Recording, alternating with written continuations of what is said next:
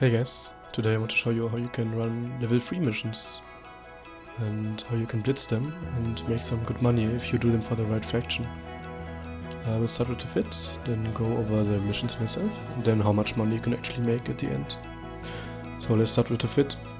We are using a Proteus, which is very good because it has a very high warp speed. We are using the hyper special optimization propulsion subsystem, and then also hyper special rigs. So we get 10.4 AU per second, which is very important because we want to blitz the mission. So we want to spend less time traveling and more time blitzing.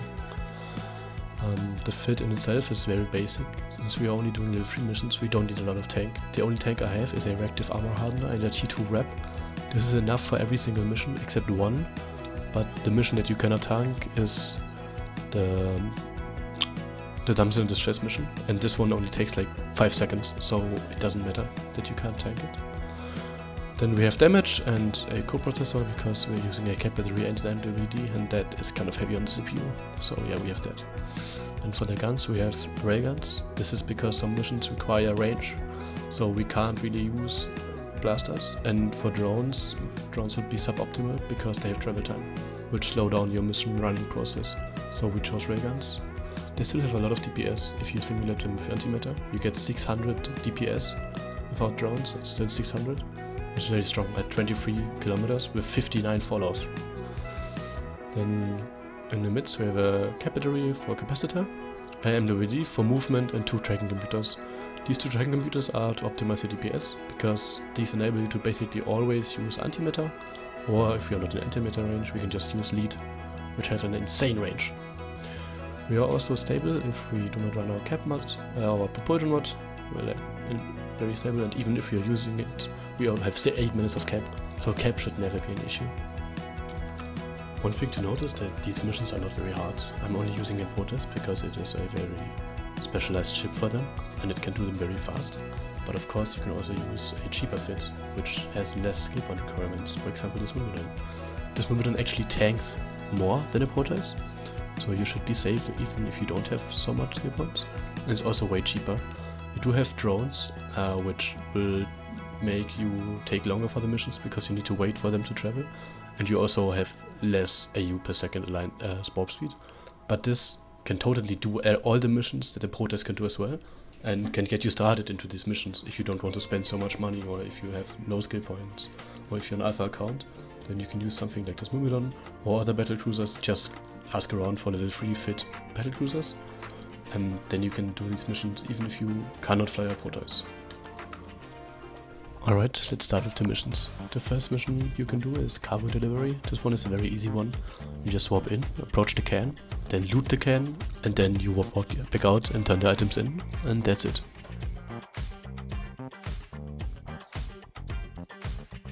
The next mission is the damsel in distress. This is the one that you in theory cannot tank, but it does not take a long time, so you should be fine.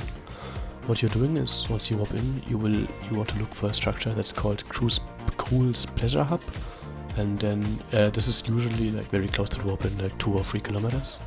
Then you want to destroy it and loot the can with the damsel, and then you can bring that to your agent and the mission is complete.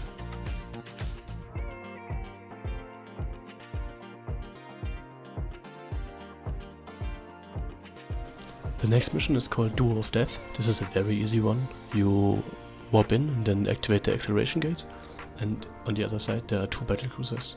You have to kill both, and the last battlecruiser you kill will drop an item, then you just loot that and bring that to your agent, and then the mission is done.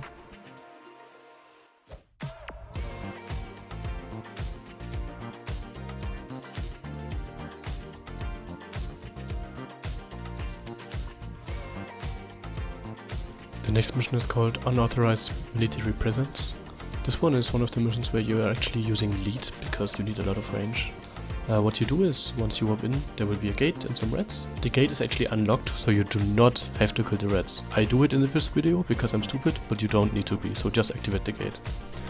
Once you land, the group at the right, which is very far away, there will be howlers in that group. And you have to kill one howler, then loot him, and then bring these items to your agent, and then you're done.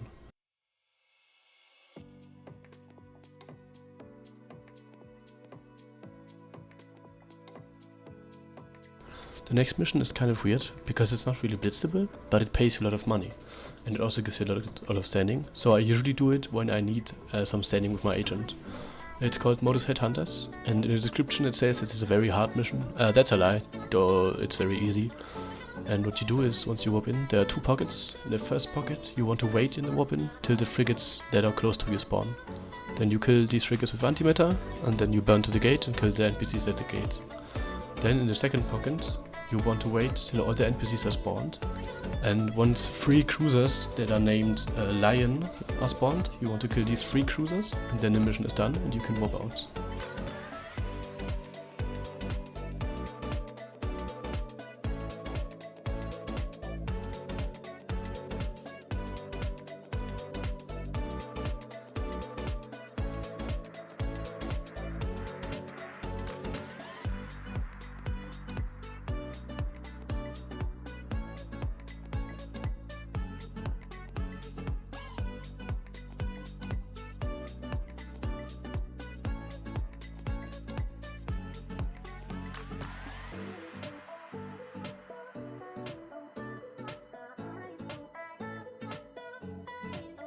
Okay, this mission is very easy. It's called Retribution, just like the ship.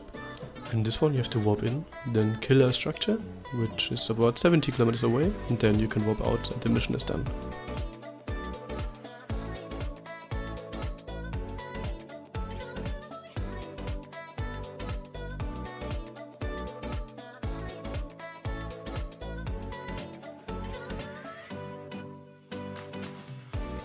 The next mission is the 7th Prison Facility. This is also a very easy mission. You just load lead, kill the 2 cruisers that are at about 50 to 60 kilometer range from your warp in, and then you can warp out. This is an ungated mission, so you don't need to take any acceleration gates.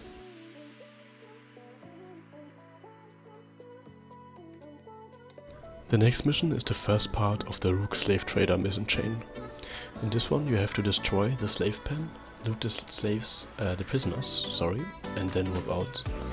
I recommend that you kill the frigates before you kill the slave pen, because they can actually web and point you. And when you are at the warp in, you have very low trance to them, so you can basically one-tap them. So they don't point you. As you can see in the video, I got pointed after I destroyed the slave pen, so I had to deal with them. And if you kill them at the beginning of the mission, then you can kill them faster.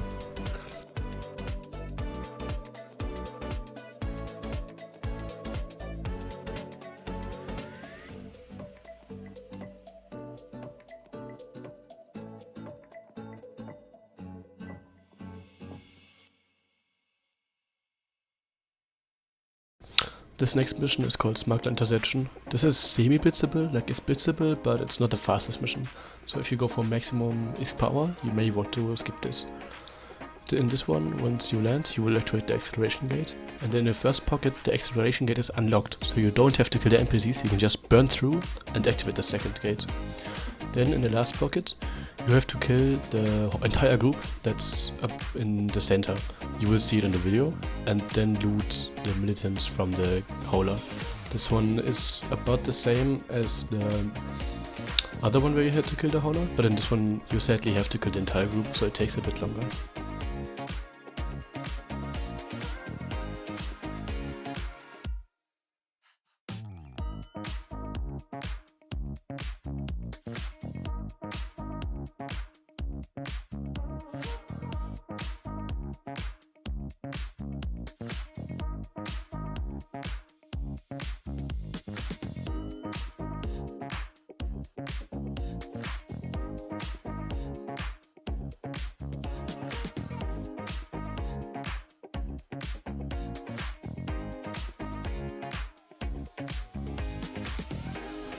This mission is my favorite mission because it just goes so fast. It's called Stop the Thief, and all you have to do is warp in, kill the frigates, that's called the Thief, and then the mission rewards land directly in your Vargur hangar, so you can warp out without looting the NPC. Okay, the second last mission is called the Missing Convoy. In this one you want to excavate the gate and then destroy the structure called the Lesser Drone Hive. It's about 60 to 80 kilometers away from you. Then you want to burn to that structure, loot the cane, and then the mission is done.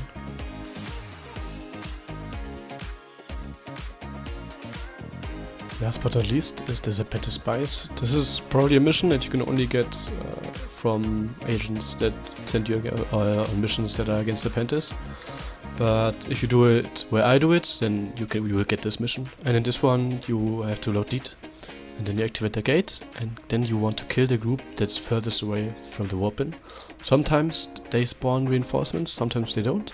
If they spawn reinforcements, you have to kill those as well. But if they don't, then you don't have to kill them, obviously. And yeah, once this group is dead, the mission is done.